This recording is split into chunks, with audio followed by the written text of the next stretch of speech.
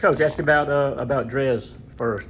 Yeah. Last couple of games, offensive production has only taken a little jump. What's kind of been the key with him these last two contests? Man, he's just he's playing with more confidence. You can see it starts with his body language. He's talking a little bit more. He's leading a little bit more. He's focused on the right things. He's earned himself some more minutes. He's been really solid defensively. He's fallen into some open looks. They go in, and you got a guy who feels pretty good about himself. So happy for him. The challenge is to continue to stay in that place mentally. Had a good practice today. How much is he helping from the standpoint of, again, he's coming from a program that's gone to the NCAA, has gone to the NIT, he's performed, played in both. How much does that aspect of his play kind of help your guys as y'all program develops? I think he's modeled a certain level of consistency, a pretty good attitude throughout, whether he's not starting or starting and playing less minutes maybe than some other guys, whether it's going in for him or not, from a shot making standpoint. He's been a guy that's been just about as consistent as we've had. Challenged him all year to get out of his comfort zone and lead a little bit. He's not a real vocal guy, but he's trying. It's a little bit easier when you're feeling better about the way that you're playing individually. We're starting to see some more of that. And what was the story behind his, bringing him in from North Texas? Was it who on your staff had a familiarity with him, or did anybody? Most of us have a Conference USA background. True. We've got some relationships with that staff. We've got a lot of respect for that program, of course, and just collectively, we staff recruited him, and he was excited about coming back home, and he's playing well. A couple days now removed from that Auburn game. Anything in particular that stood out going back and watching the film from that one? Yeah, we were dominated in the paint, just absolutely dominated.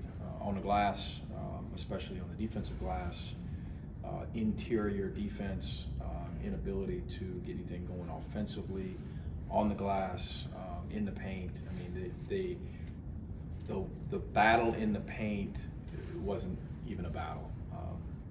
We've just got to be a lot better, and here we go on a flight today to A&M, and you're playing a team with some of those similarities, some of those strengths in the paint, how they defend, obviously, how they defend the glass, how elite they are on the offensive glass, scoring it on the interior. Big, strong, physical, hard-playing team, just like Auburn. Have some differences, obviously, than Auburn, but they're really good, and we got to work it out for us. What do you need to see from your guys in the paint against A&M? We got to play harder. I mean, we've got to match a level of physicality and a level of intensity. When the shot goes up and there's a one-on-one battle, we've got strengths and weaknesses, and I don't, I'm not sure we can win 7, 8 out of 10 against a team like that on the interior one-on-one, but we've got to win 3 or 4. We've got to get some of those rebounds, some of those loose balls in the paint. We've got to provide more resistance. It was a tip drill at times at Auburn, and we've proven. I mean, we've had 2 or 3 games where we, I thought, showed a lot of toughness physically on the interior. Mississippi State comes to mind, another elite offensive rebounding team, and we matched that intensity level and gave ourselves a chance. We fought, and we didn't fight as much as we needed to be competitive the other day. Tomorrow's got to be different. We've got no chance. We've got to fight in that paint collectively.